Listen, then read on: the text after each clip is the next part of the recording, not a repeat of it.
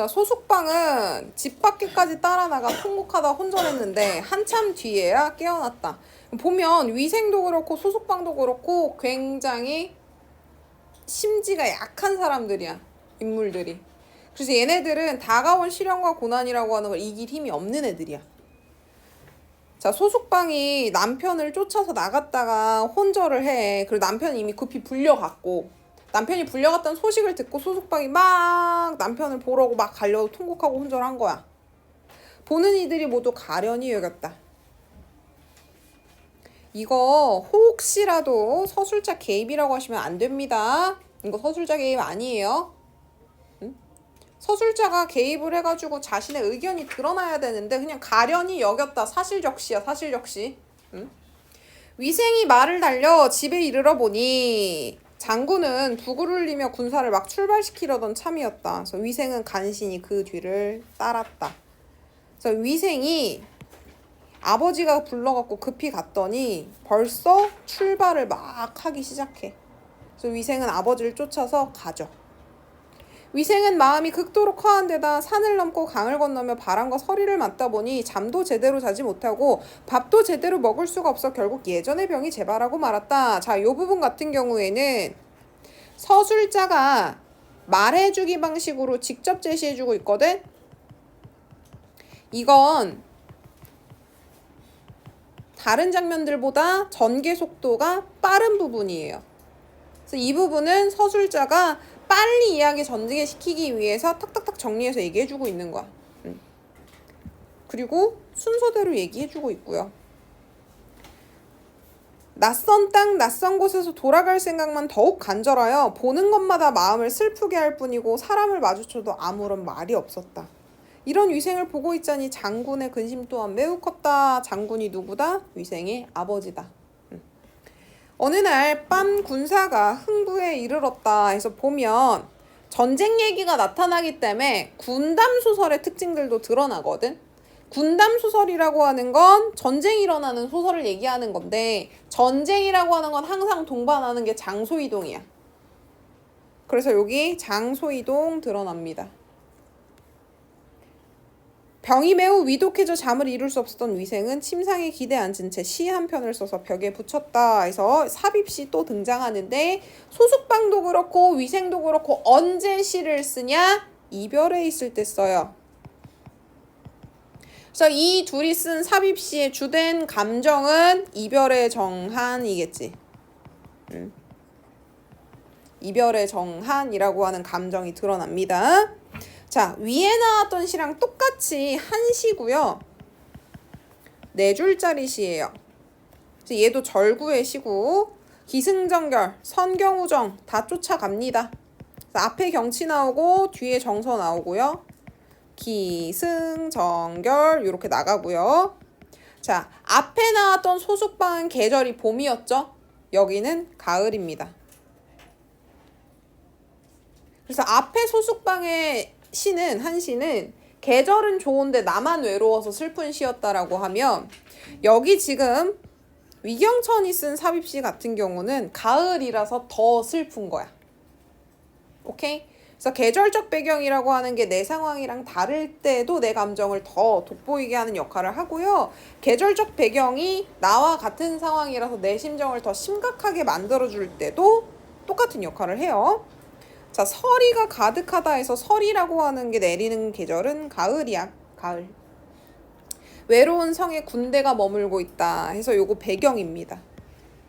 지는 달빛 아래 해서 달빛이 지고 있다 해서 시간적 배경이 새벽이다. 자, 달빛이 진다는 소리는 해가 지면 달이 뜨지. 그러면 해가 졌다 그러면 저녁이잖아. 맞니? 달이 지면 언제야? 새벽이야, 새벽. 달이 지는 시간은. 그래서 얘는 지금 뭘 얘기하냐면 잠을 이룰 수 없었던 위생. 그래서 얘가 지금 밤새고 새벽여까지 잠 못 자고 있는 게 나타나. 뿔피리 소리가 군막에 울리는구나. 울리네 하고 있어요. 여기까지가 자기가 지금 새벽녘에 보고 있는 상황입니다. 외로운 성이라 그랬는데 이 외로운 성이라고 하는 건 사실 본인의 감정이 이입돼 있는 거지. 그치? 자, 서리가 가득해. 가을이고요. 외로워요. 달빛이 집니다. 그래서 시간적 배경이 새벽녘이 될 때까지 잠을 못 자고 있고요. 그리고 뿔피리 소리가 청각적 심상을 자극해주면서 군대의 막사들을 막 울리고 있어요. 그럼 자기의 심정이 어때? 괴롭다. 이렇게 나오지. 그리고 지는 달빛은 시각적 심상 쓰이고 있는 거야.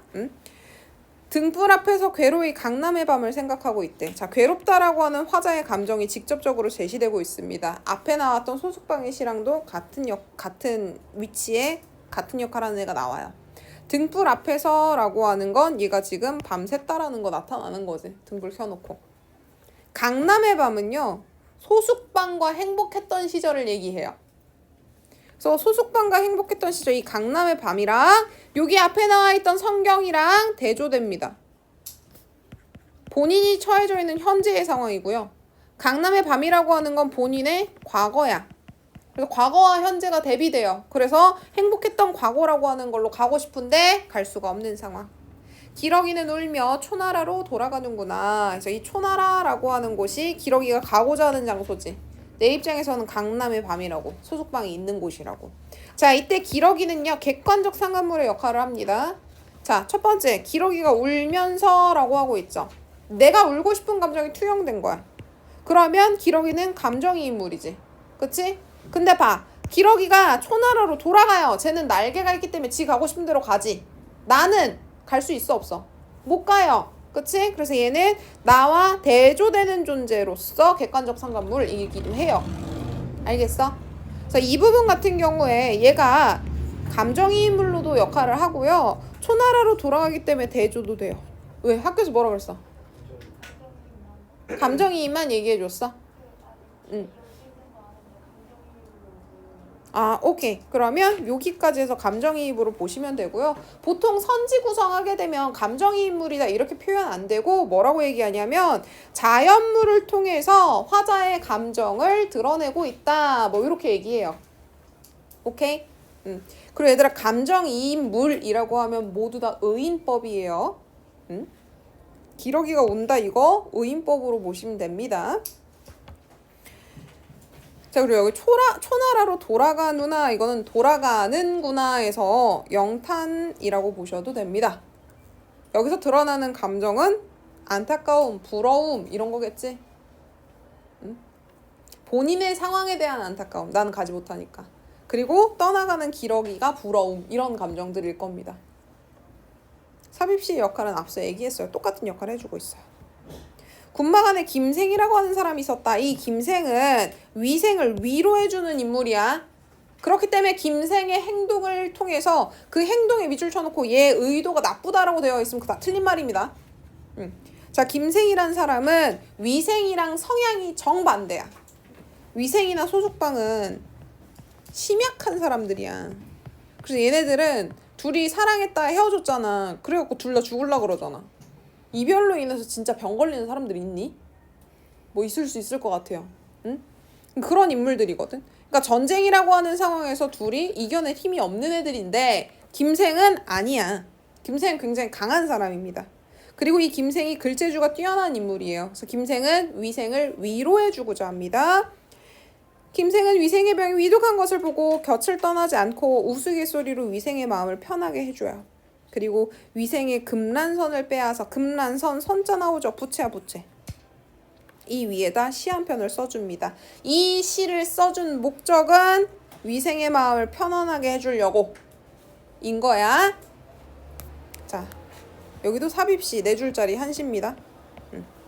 근데 얘는 한시인데 성경구정 구조 아니에요. 성경구정의 구조가 아닙니다. 얘는 앞에가 감정이야. 그럼 선, 정이지. 뒤에가 후, 경이고. 그래서 얘는 뒤에가 경치 얘기가 나와요. 앞에는 뭐에 대해서 얘기하냐면 우리 이런 상황이지만 전쟁에서 커다란 공을 올리고 돌아갈 수 있어 라는 희망적 내용이야. 힘차게 오는 백마 타고서 용검 휘둘러 누란 처부술 날이 그 언제런가 해서 우리는 백마를 타고 용검을 휘둘러서 누란이라고 하면 오랑캐라고 생각하시면 돼요. 왜 중국은 동쪽 오랑캐, 서쪽 오랑캐, 남쪽 오랑캐, 북쪽 오랑캐 다 나눠놓잖아. 그치? 누란도 그 중에 오랑캐 중에 하나인데 지금 처치하는 오랑캐는 일본 오랑캐죠. 그치? 명확히 누란이라고 보긴 힘들어. 그래서 이 누란은 일종의 대유적인 표현이야. 오랑캐의 일부라고 하는 걸 보조관념으로 써서 오랑캐라는 원관념을 표현해주고 있는 대유적 표현으로 보셔도 됩니다. 그래서 백마를 탄다. 백마 시각적 심상. 그래서 위풍당당한 모습으로 용검은 말 그대로 용 잡는 검이야. 용검을 휘둘러서 오랑캐를 쳐부술 날이 언제런가. 영탄이에요. 영탄. 여기서 나타나는 감정은 뭐야? 기대감이지. 기대감. 가을바람은 만리박 변방에 불고 피리소리에 강남의 조각달이 서늘하구나 해서 요건 앞에서 위경천이 쓴 한시의 배경과 같아요. 왜? 얘네들이 지금 같은 장면 보고 있잖아. 그치? 그래서 가을바람에서 계절적 배경 가을이고 만리박 변방에 바람이 쭉 불고 있고 피리소리, 아까 뿔 피리소리 나온다 그랬죠? 청각적 심상 똑같고 강남의 조각달이 서늘하다 해서 서늘하는 건 촉각적 심상. 그래서 배경은 같습니다. 위생이 이걸 보면서 고마움을 느끼겠죠. 자네의 시는 이렇게 호방한데 난 슬프고 괴로운 소리만 내니 우리 생각이 참으로 다르구만. 이러구로 몇 달이 지났다. 시간의 흐름이죠. 시간의 흐름. 이 부분도 사건 전개 속도를 빨리 하려고 쓴 표현이야. 이러니 저러니 해서 몇 달이 지났다. 이렇게. 위생의 맥이 신락 같아 금방이라도 목숨이 끊어질 듯 하자 부하한 사람이 급히 장군에게 소식을 알렸다. 위생 아버지한테 소식을 알리고요. 위생은 결국 죽어요. 소수방도 어떻게 된다? 죽습니다.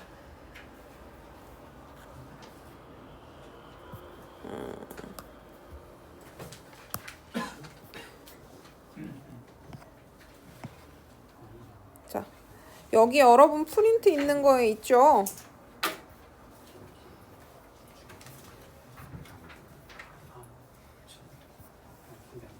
자, 여기 핵심 개념 정리되어 있는 거 한 번만 보고 마무리할게요. 자, 위경천전의 이별의 성격 되어 있으면 개인적 차원의 이별이라고 나와 있죠. 근데 사실 얘도 뭐야? 친구 장생이 사회적인 시선 때문에 위생을 속여갖고 데리고 온 거거든? 그래서 이게 개인적 차원의 이별이라고 되어 있는데 전체 줄거리를 이렇게 살펴보면 얘도 그때 당시 사회문화적 배경 때문에 나타나는 거야. 유교적인 사상으로 봤을 때 쟤네들이 올바르지 못하기 때문에 나타나는 이별이란 말이야. 근데 어쨌든 여기 지금 개인적 차원의 이별이란 표현이 쓰였기 때문에 학교 선생님도 가져다 쓰실 수 있어요.